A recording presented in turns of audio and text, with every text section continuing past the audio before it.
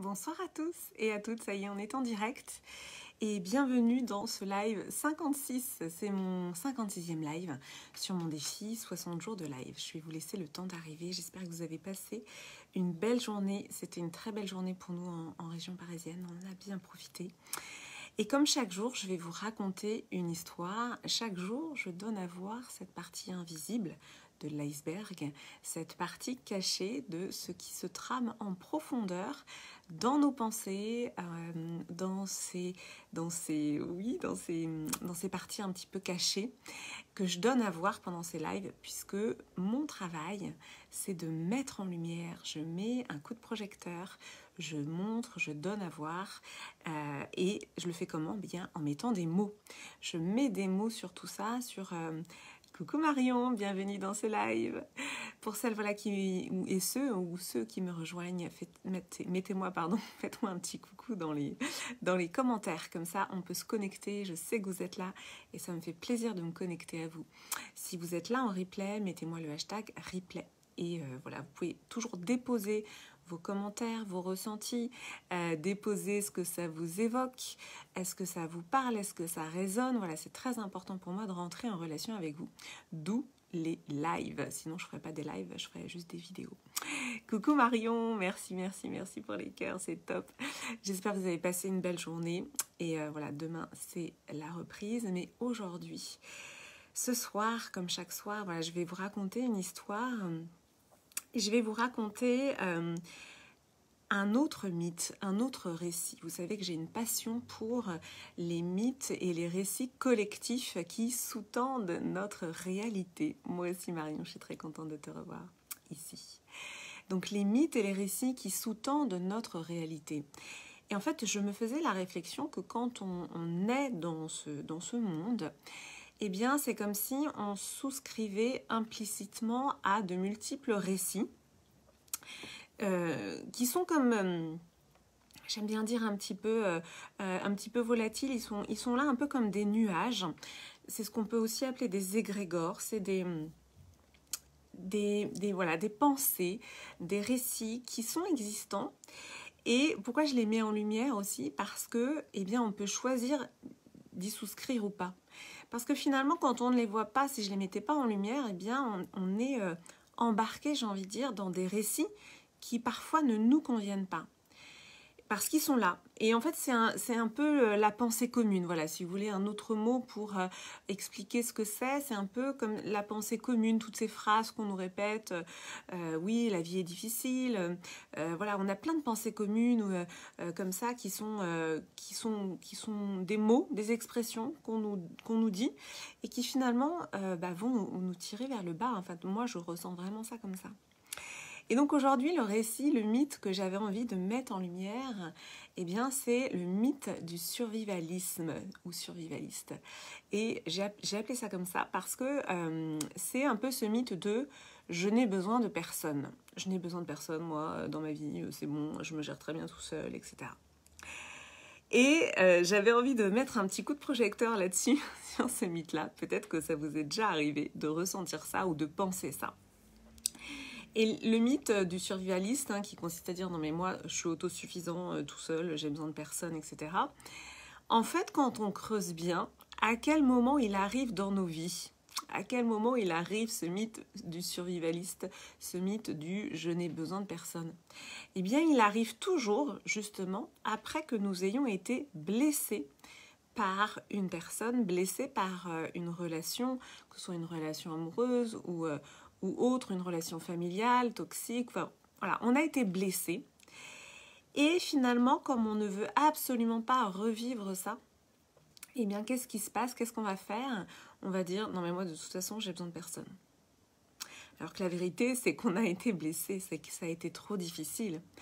Et que notre ego, pour nous protéger, va mettre une carapace et va nous couper de toute autre relation, va nous couper de toute autre possibilité de rentrer en relation pour éviter de souffrir à nouveau, pour éviter de revivre la souffrance d'une relation qui finit mal.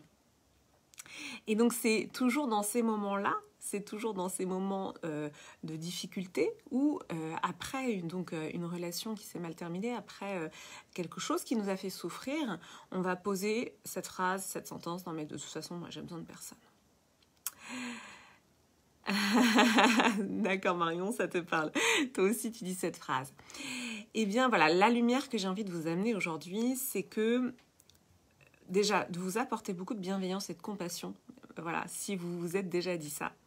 Parce que ça veut dire que vous avez beaucoup souffert. Voilà, ça veut dire qu'il y a eu beaucoup de souffrance. Ça veut dire que ça a fait beaucoup trop mal. Ça veut dire que voilà, il y a eu plusieurs choses et que c'était vraiment trop difficile. Donc on se referme. Et je le dis en toute connaissance de cause puisque j'ai dit ça pendant longtemps.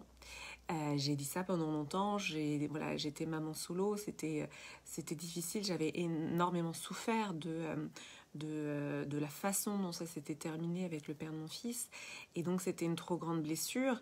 Et puis il y a eu d'autres blessures. Et donc finalement, plein de blessures, voilà, de souffrance, etc. On se referme et puis on dit non mais de toute façon moi j'ai besoin de personne, c'est bon, je peux élever mon enfant toute seule, pas de problème, etc. etc. Ça peut tenir pendant un certain nombre d'années, hein, je veux dire, par là, c'est aussi, je veux dire, voilà, on est capable de le faire, ça dépend des moments de la vie, mais voilà, moi j'ai tenu pendant assez longtemps comme ça. Là, mon propos, c'est plutôt de vous dire que, en fait, nous ne sommes pas faits pour être seul, vivre seul. En tout cas, derrière ce mythe, il y a une dureté affichée qui cache en fait une grande blessure. Et tant que la grande blessure, elle n'aura pas été intégrée, acceptée, tant qu'on n'aura pas montré sa vulnérabilité à ce niveau-là, et bien finalement, on se prive aussi de l'abondance de la vie. Et pourquoi on se prive de l'abondance de la vie en faisant ça? Parce que le mode survie, en fait, c'est un mode où on se referme. En fait, on se referme sur soi et on se dit non mais j'ai besoin de personne, c'est bon, je gère. Donc le mode survie c'est vraiment un repli sur soi, masqué sous une apparente invincibilité. Voilà, je suis invincible, je n'ai besoin de personne. Sauf qu'en fait, c'est un bouclier qui derrière cache un cœur blessé.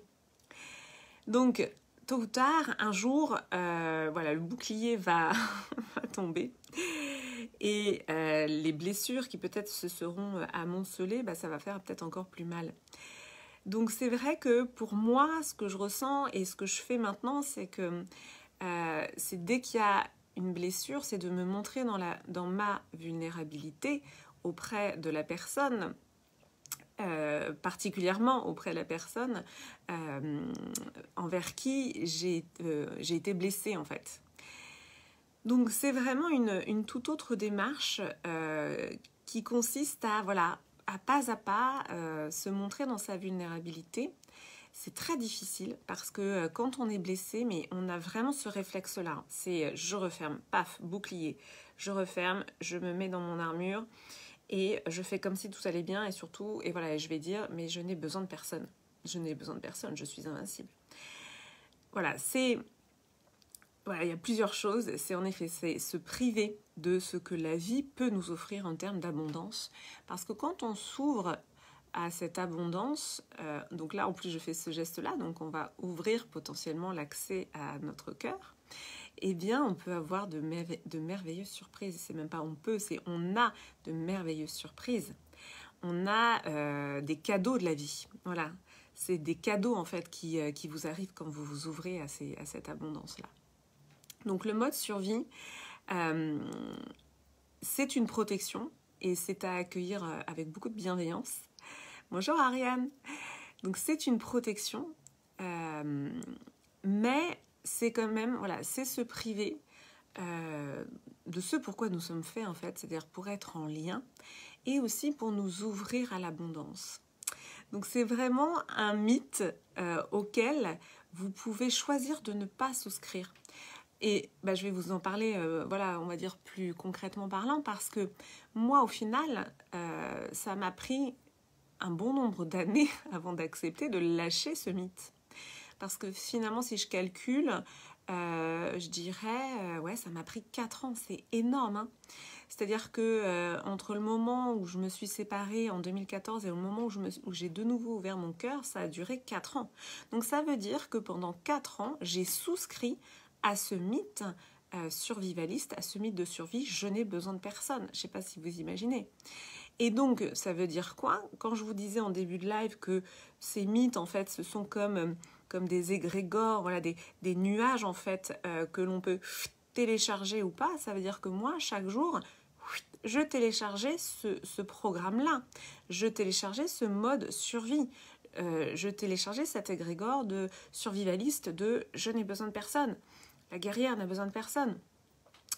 Et donc, ça veut dire quoi? Ça veut dire que quelque part, ça me donnait de l'énergie, parce qu'il y a en surface, ça va te donner de l'énergie. En surface, c'est un côté combatif, donc c'est voilà, cette fameuse énergie yang, ça te donne de l'énergie. Et puis, on se raconte l'histoire qu'on est la meilleure, et puis qu'on y arrivera sans personne. Et puis, et au final, j'y arrivais, entre guillemets, en façade, j'y arrivais sans personne. Mais encore une fois, c'est une façade, parce qu'en fait, derrière, en profondeur, qu'est-ce qu'il y a? Il y a une incapacité à se relier profondément aux gens. Parce que quand on est en mode survivaliste, quand on est en mode guerrier, quand on est en mode bouclier, je masque mes blessures et je me raconte chaque jour que je n'ai besoin de personne.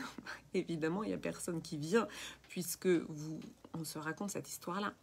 Donc, c'est cette dimension que je perçois après coup, de chaque jour, quelle histoire, quel récit, quel mythe je choisis d'incarner. Donc moi, pendant 4 ans, j'ai incarné je n'ai besoin de personne. Voilà. Donc moi, je trouve ça assez long quand même. donc voilà. Donc moi, ce que j'avais envie de vous partager aujourd'hui, c'était de vous dire, déjà de mettre en lumière ce mythe qui est un écueil. Hein. Bien sûr, pour moi, c'est un écueil parce qu'on va déjà s'épuiser à terme. S'épuiser et puis on va pas nouer des relations en profondeur, on va se fermer à l'abondance qui pourrait potentiellement arriver dans nos vies si on ouvrait les vannes. Et donc ce mythe survivaliste, voilà, peut-être vous qui regardez ce live, vous pouvez choisir de l'abandonner aujourd'hui. Vous pouvez choisir de l'abandonner en allant regarder la blessure qui a généré ce mythe, ce récit.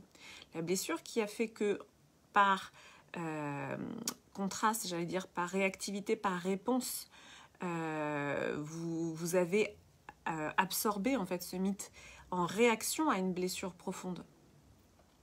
Donc oui, Ariane, du coup, oui, j'en parlais au début du live. Non, c'était juste après en fait ma séparation où j'ai pendant 4 ans souscrit à ce mythe, souscrit à cette croyance, voilà.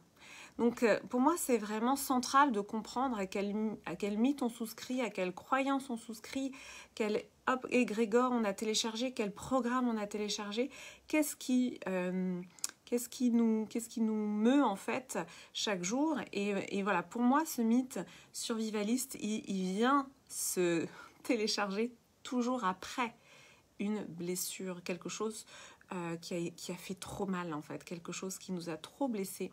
Et comme c'est insupportable, eh bien hop, on va refermer la carapace et on va dire je n'ai besoin de personne et je suis invincible. Voilà pour mon partage du jour avec cette dimension de vous pouvez choisir en fait les mythes auxquels vous souscrivez, et le je n'ai besoin de personne, ça, voilà, c'est pas notre nature en fait, c'est tout simplement pas ce pourquoi nous sommes faits pour être en lien et pour être complémentaires et pour s'ouvrir à toutes les possibilités, toute l'abondance qui peut s'offrir à nous si on ouvre les vannes et non pas, voilà, quand on referme le bouclier, il n'y a pas d'espace pour l'abondance, il n'y a pas d'espace pour l'ouverture. Donc voilà pour mon partage du jour sur ce mythe du survivalisme, mythe survivaliste. Voilà, j'espère que ça résonne, peut-être que ça résonne, mettez-le moi en commentaire si ça vous parle, si ça fait écho à des choses que vous avez vécues, que vous ressentez. Il reste encore quelques heures pour nous rejoindre dans l'activation apprivoiser son feu émotionnel là, qui commence le 7 juin. En tout cas, quelques heures pour le rejoindre au tarif de lancement. Après, vous pourrez toujours nous rejoindre, mais le tarif augmente. Merci pour les cœurs, Marion.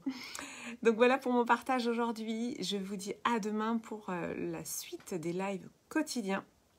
C'était un plaisir de partager ce moment avec vous. Dites-moi si ça vous parle, dites-moi si ça résonne. Merci à toutes celles qui étaient en live, Ariane, Marion notamment. Je vous embrasse, je vous dis à très vite et belle soirée.